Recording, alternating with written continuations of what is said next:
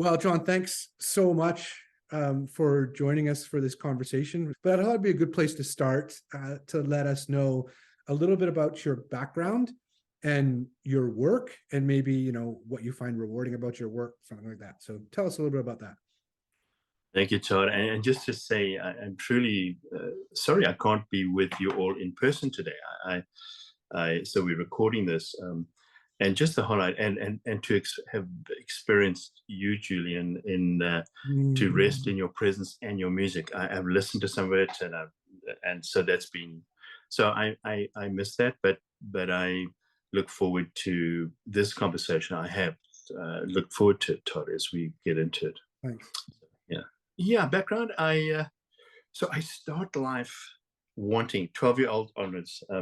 I want to be a fighter pilot, right? And so that's how I start life in the South African. You're not a fighter pilot, right? Yeah. You're not. But that's what you want to do. Okay. That's what I wanted to do, right? And so, so I get into it. I'm an Air Scout. I know my aircraft. I go and glide on Sundays and help people at the airport and so on. And I end up getting into the South African Air Force. So 600 guys apply. They take just under 60. I'm one of them. So I'm just so thankful, Todd, to be in. And then, so time to vacation. Within about 2 months we go to the officers training where all the, it's the Air Force, the Army, and the Navy are together as officer training before I start my flight school. And I get this book that we need to study for part of officer training. My grade 12 history teacher, Jack Frost. Jack, delightful. Jack was not his real name, but Mr. Frost. But we all called him Jack Frost, yeah. And but he took us through Hitler's Mein Kampf and asked us to compare it with the South African government's policies. Right? He would have been in jail at the time for that, but he was an amazing teacher. So I look at this and I realize I'm actually studying a form of Hitler's Mein Kampf. And I was immediately put into incredible tension. I didn't know what to do, and I literally was almost in a daze for a few days. I called my parents and said, on a ticky box we had to dial and put the little coins in.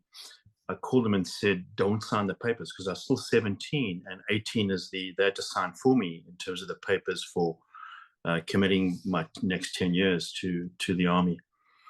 I end up, so that's a whole story, but I end up there. I go to flight school. They sent us there in the hopes that we'd change our minds. And 16 of the young guys involved withdraw. So there's a whole investigation into that. I end up completing my national service. I withdraw from the Air Force. I said I wasn't doing it as a hero. I felt deeply disappointed at the time, because this was my whole life, right? And I was just that close to being. They took us and I flew into the jets, the trainer jets, and I almost said, no, I'll just forget the context and I'll just fight, But one of the pilots said to me, John, no, it's not good. It's bad. What we're doing is not okay. And so I took that as a message to me from God saying, John, think twice. So I end up from that, following a career. I go to university. I'm a scientist. I study maths, physics, chem. I'm about to take a job, Todd, in chemical engineering.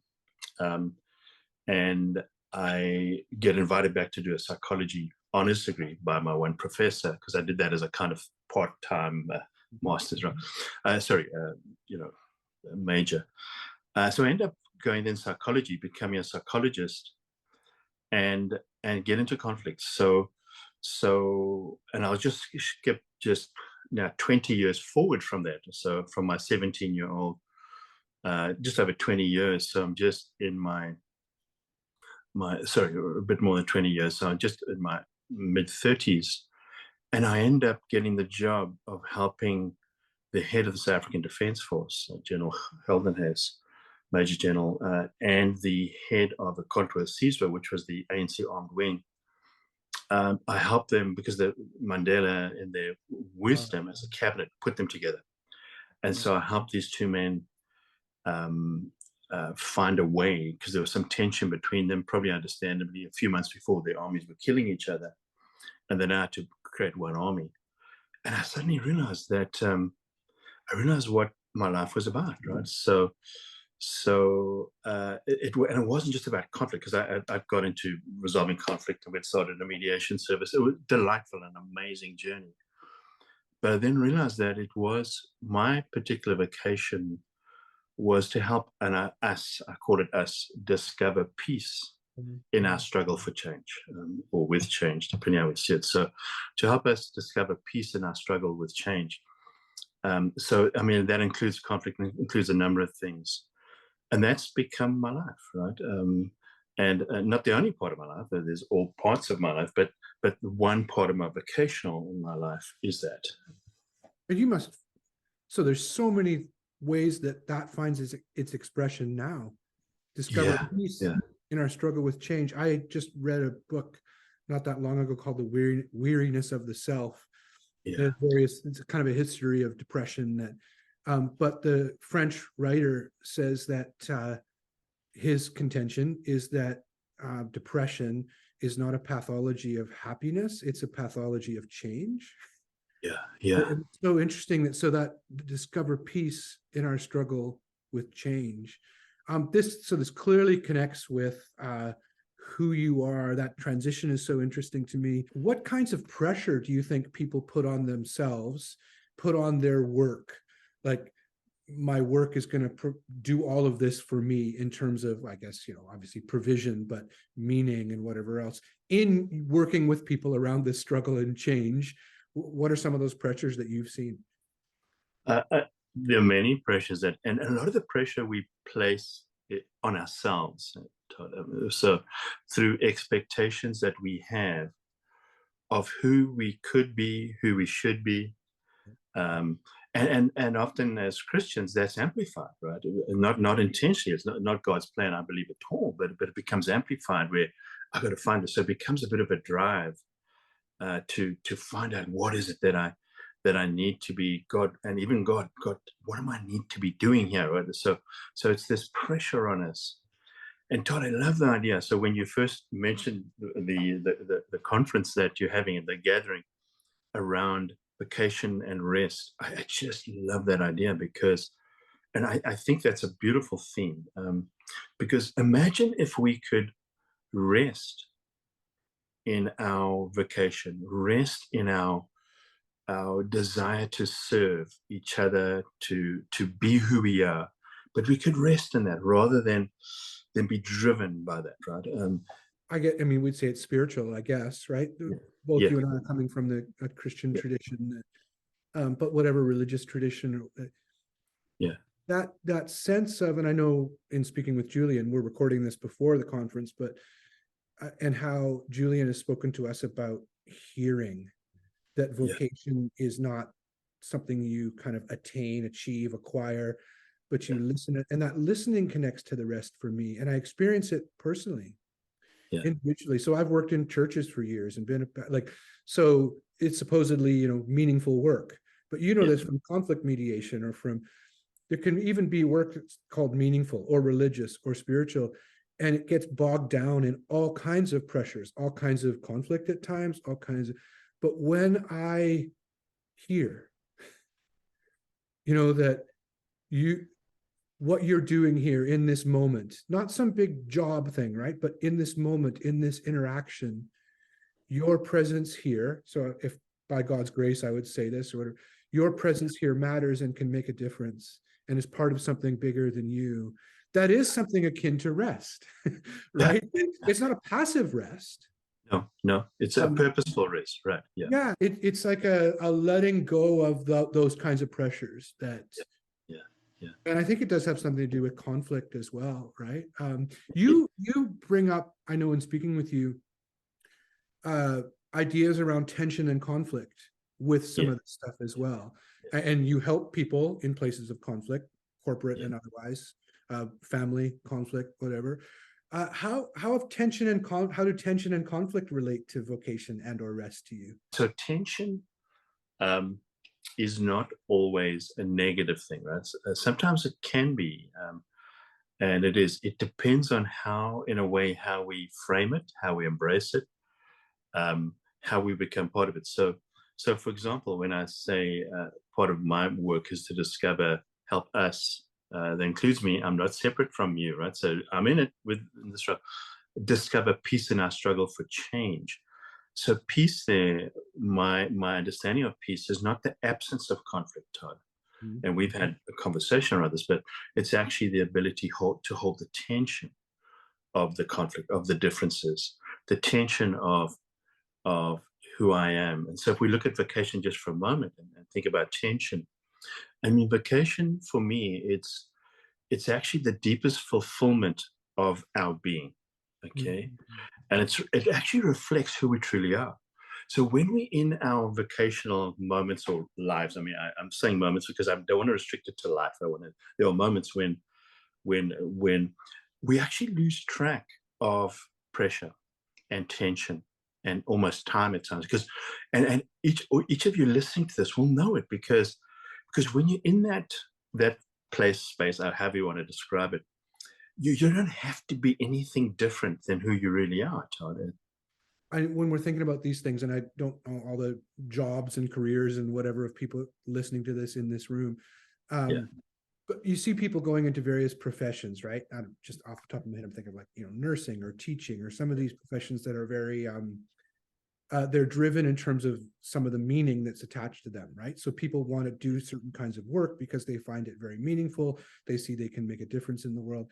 And then we hear over and over again of becoming overwhelmed by the pressure and the tension. I'm not talking about the pressure that we put on vocation, but just the day-to-day pressure put on, whether it's lack of resources or conflict or the work culture or something like that, and how that so often can knock somebody out of the thing that they thought they were supposed to be doing. Like, I wanted to teach, but it's just so tough that I'm giving it up. Or what's your experience been like in working with people like that? You must help them rediscover some of that at times. Yeah, Todd, it's a wonderful way you're thinking about it. I remember when I was training, it was a good few decades ago, training as a mediator, and we were trained by the British ACAS, their conciliation service, and then the American Federal Mediation Service in labor mediation. This was in South Africa. And both those groups of individuals who came in, they were quite very skilled persons. The one message they had for us is that this is stressful work and it'll probably kill you younger than you should. You'll die younger than you should, right? So both of them said that in some form. And I thought to myself, man, that's not good news, right? So, so, so I'm just framing that in terms of your question, right? And so how do we rest in the pressure of the work, the life that we're in? It's not just work. There's often the other things that create as much and competing pressures as well, right? So how do we do that? And in part, it's actually and that's what I love about Julian and his music and the way he thinks about rest, right?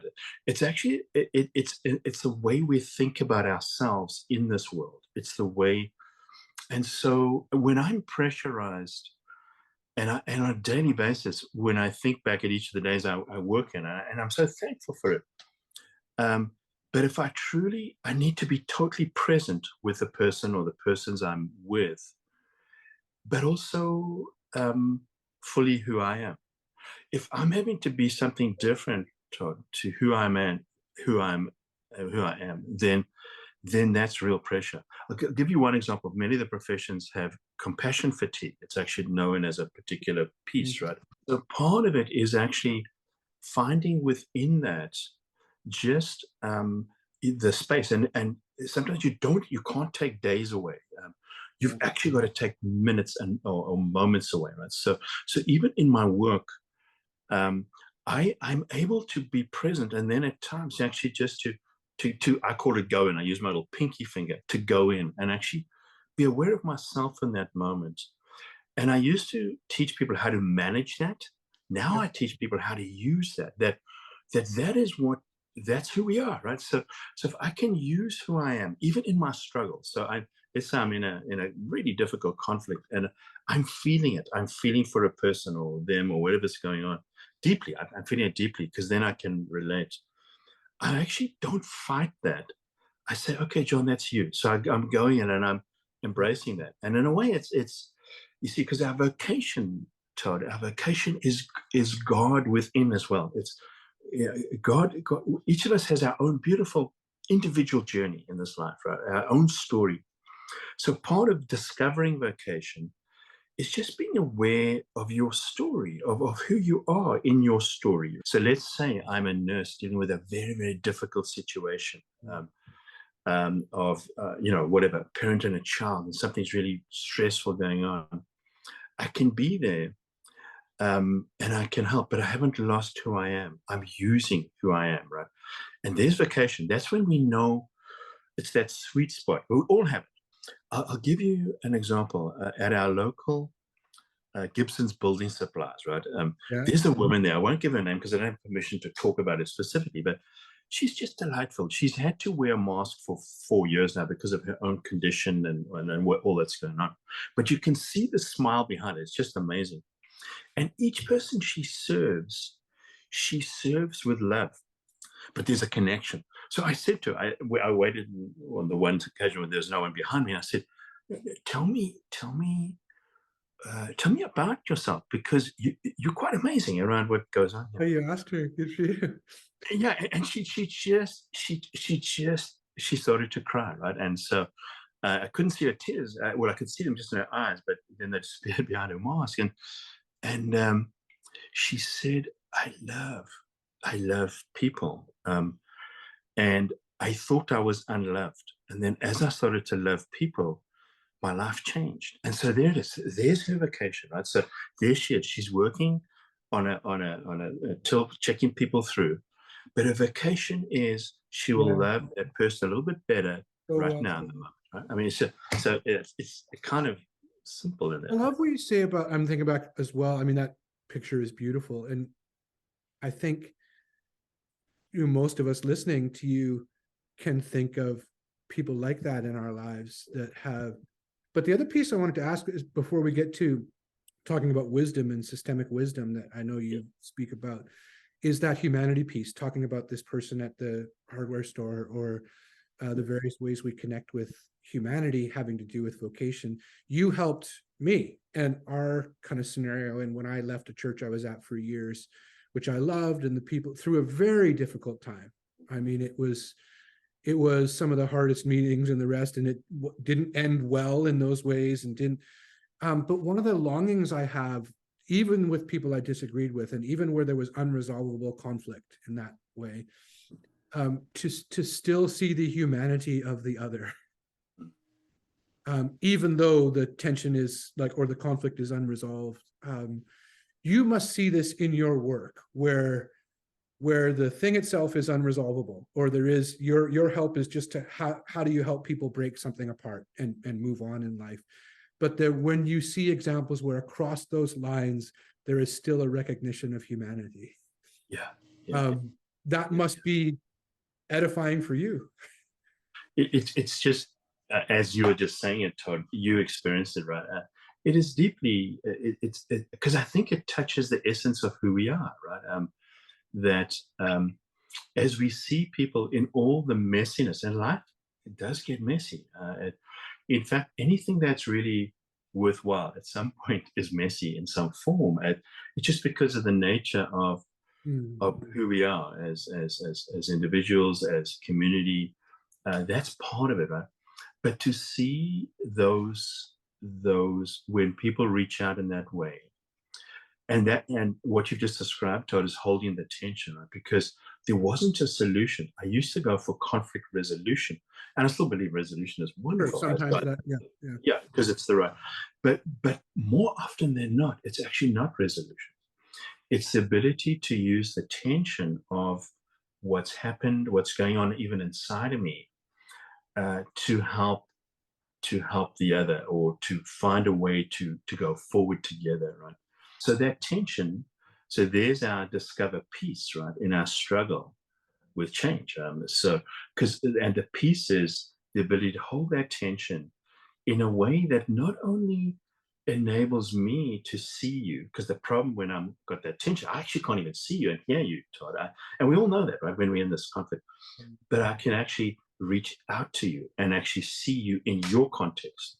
That is so amazing when we see that happen. It's just does this relate to what you've talked to me before and mentioned to systemic wisdom, to the place of wisdom? yeah, Can yeah, you tell us yeah. about that?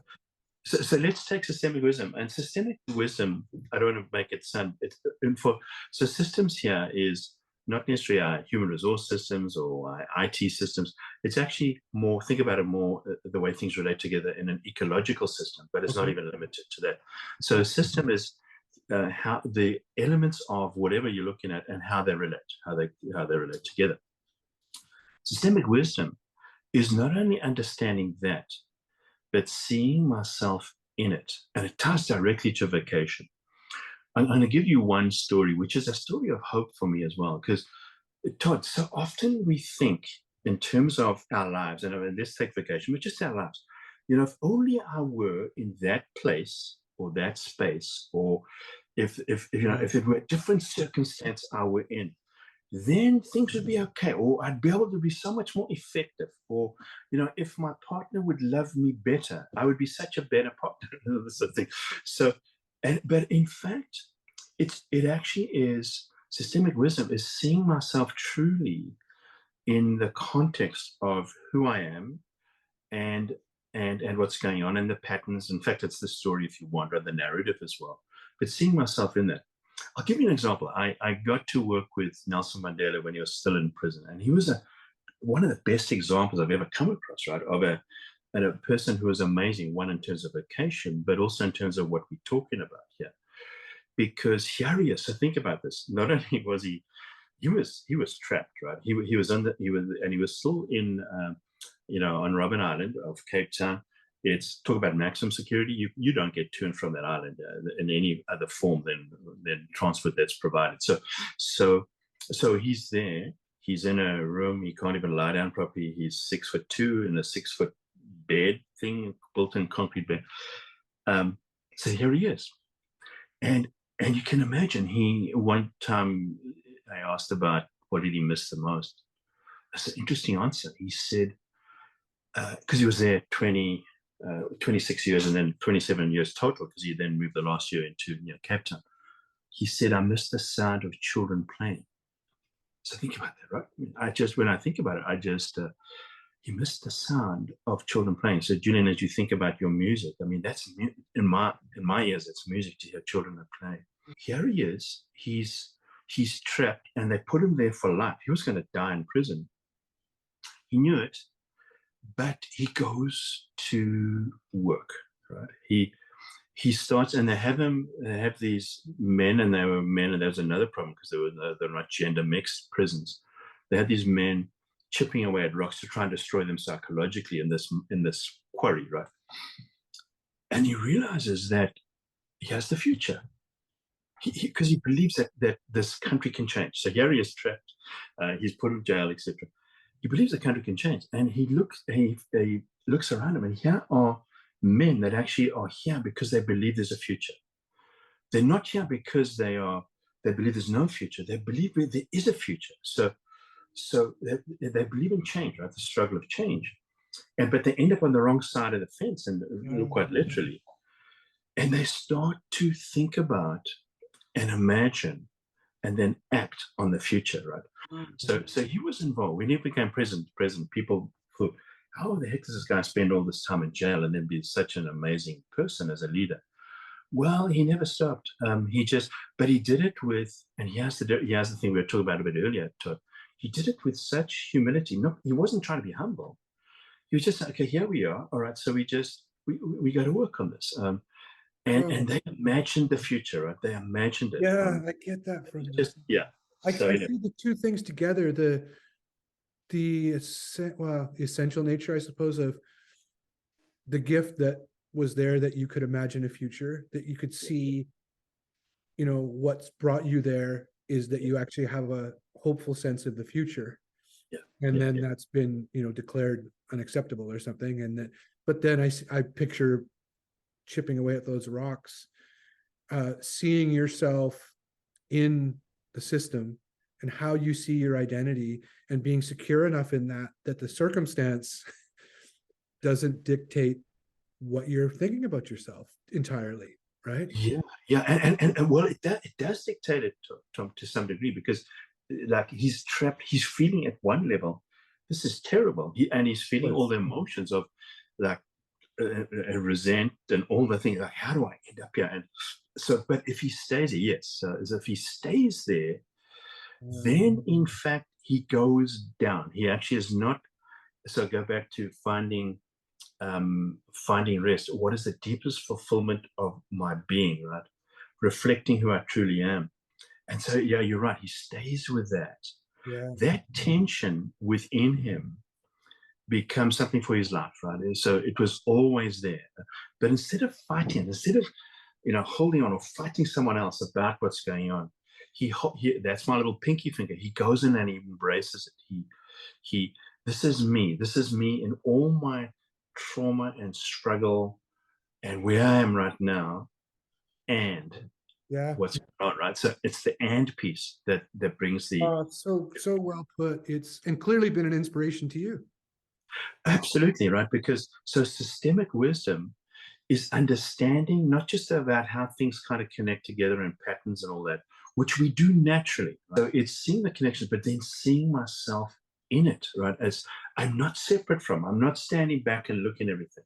So the leaders I work with, I help them understand that the system she's working with, she's a part of, and therefore, so what does she need to do? What's the little thing, the shift now, right now, that produces the big result, right? Mandela in jail.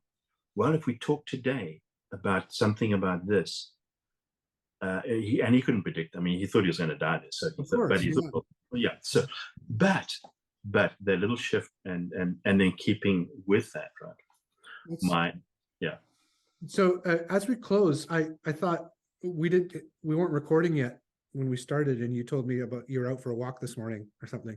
Yeah. And you're in Gibson's, the Sunshine Coast. That you told me about a tree and birds. Yeah. Tell me about that again, as other people are listening. So so Todd, through the whole COVID journey for me, and it's had its difficulties because of my wife's medical situation. So there was a point when I actually felt trapped, right? I mean, I wasn't trapped, but because I couldn't get to my office, I couldn't interact with people, and so there was that sense. And then I kind of relaxed into it. I kind of found the rest in that, right?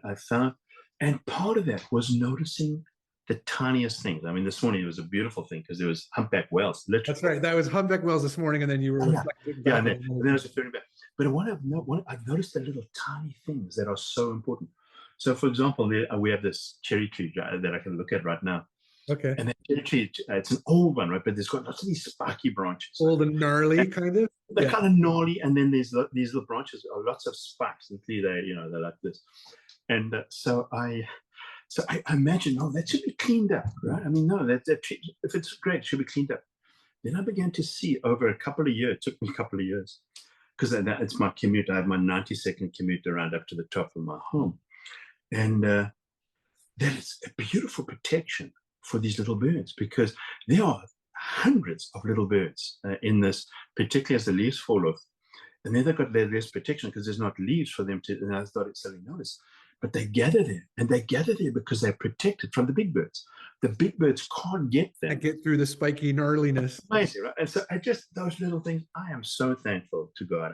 It's such a nice picture for us to end this conversation on, because it's small and unresolved in a way, and all the kind that we continue on with that spiky gnarliness of the messiness of our lives. Yeah. And in the midst of that, this gift of vocation. So beautiful, John. We really appreciate you taking the time. Thank you. And God, all of you who listen to this, you're in your journey, find that little thing, and it's quite beautiful. And then you don't have to struggle. You can rest in it. God will show you. Hold on to that discovering peace in our struggle for change. Yeah. It is in a way the longing of our hearts. It is, eh? Yeah. And it's that peace that God has said passes anything we could understand, right? So, yeah. Thank you, John, so much. Blessings. Thanks, Doug.